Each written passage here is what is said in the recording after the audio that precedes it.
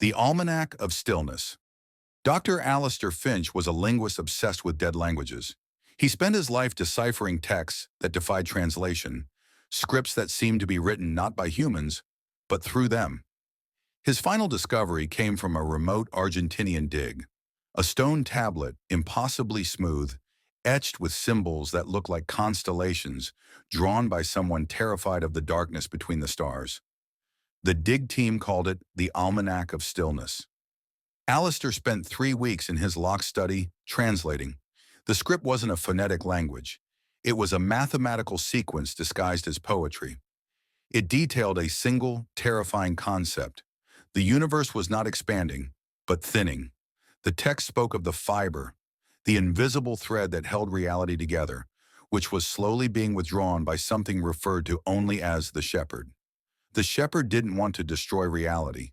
It simply wanted the silence that comes before creation, the perfect, unburdened stillness.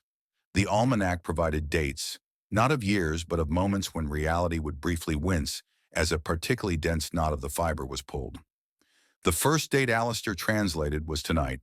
The text described the event not as an earthquake or a storm, but as a temporary suspension of causality. For exactly 1.73 seconds, the rules of physics would pause, and the universe would assume its desired state of stillness. Alistair dismissed it as magnificent fiction until 1:04 a.m. He was sitting at his desk, staring at the unsettling symbols, when the air suddenly thickened. The buzzing refrigerator, the distant siren, the hum of his own blood, it all vanished. The silence was absolute, a crushing pressure that felt like the bottom of the ocean. He tried to move. He couldn't. He tried to breathe. He couldn't. He was perfectly, absolutely frozen. His eyes were wide, fixed on a bookshelf. In that timeless instant of perfect stillness, he saw something that should not exist. The bookcase, usually heavy oak, was momentarily transparent. And through the wood, through the plaster of the wall, through the brick, and through the night sky, Alistair saw it, the fiber. It wasn't a single thread, but a shimmering, gossamer lattice that made up the fabric of his house, his street, his world.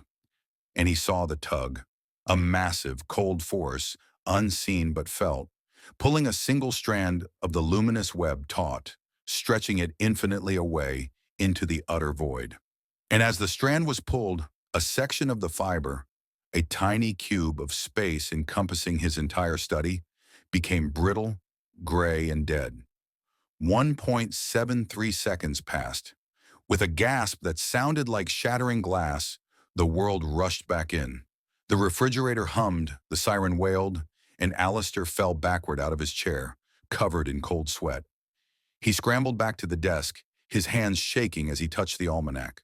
The symbols now glowed with a faint internal light. But that wasn't the worst of it. The gray, dead section of the reality he had seen during the stillness was still there. It wasn't visible as color or texture, but he knew it was. He touched the stone desk. It felt dead, hollow, and cold. He looked at the lamp. The light radiating from it felt muted, flat, less real. He was in the aftermath of a cosmic wound. He flipped frantically to the last page of the almanac. The final sequence was a single immense date, the moment the shepherd would pull the final fiber, ushering in the eternal stillness. Beneath the date, a coda was written in a different hand, perhaps the frantic scrawl of the ancient translator. It read, "When the stillness comes, what is left behind is merely the echo. And the echoes still think they are alive." Alistair looked down at his trembling hand. He felt the cold, empty texture of his own skin. He was alive, yes, but was he real? Or was he merely the gray, brittle echo of a man who was now just a loose thread in a shepherd's infinite collection of silence? He picked up the almanac, the next date staring him down.